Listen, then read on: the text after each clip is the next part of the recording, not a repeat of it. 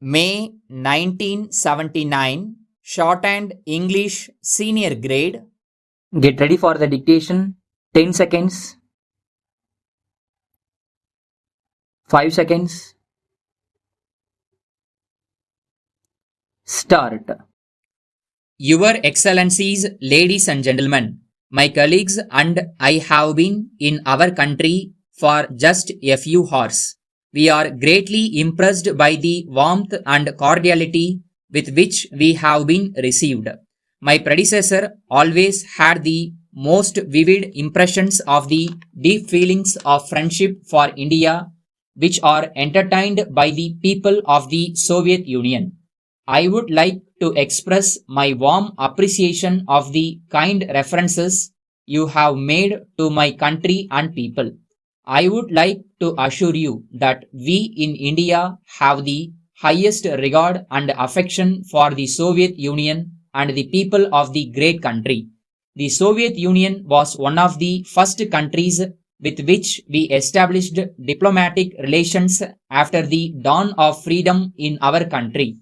We did so in the convention that the development of friendly relations between our two countries was necessary not only in the interests of our two peoples but also in the larger interests of peace throughout the world. Over the years, there has been a most remarkable development in our relations in the political, economic, and cultural fields. The close and ever growing understanding and cooperation between our two countries on many vital international questions is a lasting tribute to the success of the policy of peaceful coexistence between states with different political, social, and economic systems to which both our governments willingly subscribe. We are particularly gratified by the constant understanding and respect your government has shown for our policy of non-alignment. This policy is not based on consideration of expediency but finds its roots in the history and traditions of our country from ancient times. In the context of today, we are firmly convinced that the policy of non-alignment and peaceful coexistence is the best means of preserving our independence and sovereignty. We have been following this policy in spite of the serious pressures and the threats to our independence and territorial integrity we have been subjected to. It is no exaggeration for me to say that our ability to pursue this policy has to a large extent been due to the understanding and support which your government has extended to this policy. It has been a source of great satisfaction to us to see the development of close understanding and cooperation between our two countries on many vital international questions. At the United Nations and other international forums, our delegations have cooperated fruitfully in the pursuit of common objectives. Your support on some vital issues concerning India has been deeply appreciated by our government and people and has forged unbreakable bonds of friendship between us. The close cooperation and understanding which so happily exist in the approach of our two countries to various international problems flow from our common desire for peace and our common efforts to eliminate war. It is for this reason that both our countries are totally opposed to the use of force for the settlement of international disputes. Similarly, we share the view that general and complete disarmament must be achieved as early as possible if mankind is to be saved from the threat of complete destruction.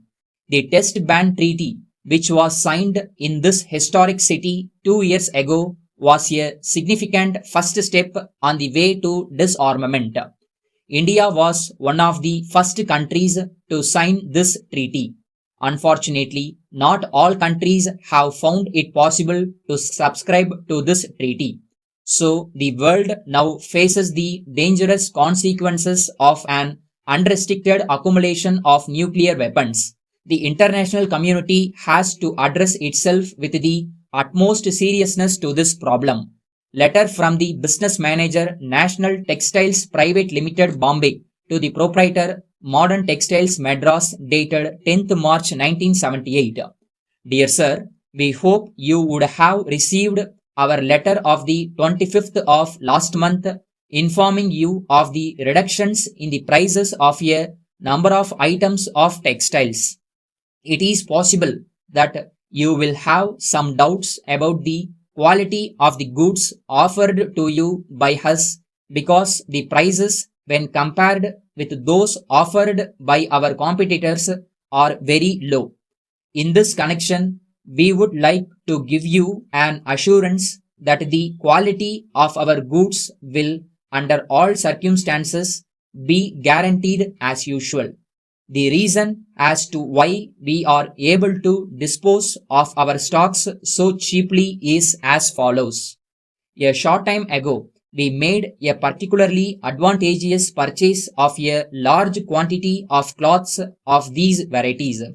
Again, a few days ago, we have bought another exceptionally large stock on most favorable terms in which we propose to allow our regular customers to participate. Hence, we have returned to you about the present offer. We are quite sure that the above additional particulars which we have now furnished will induce you to add considerably to your stocks. When our stocks are exhausted, it is unlikely that we shall be able to repeat our offers, assuring you of our best and loyal services at all times. Yours faithfully.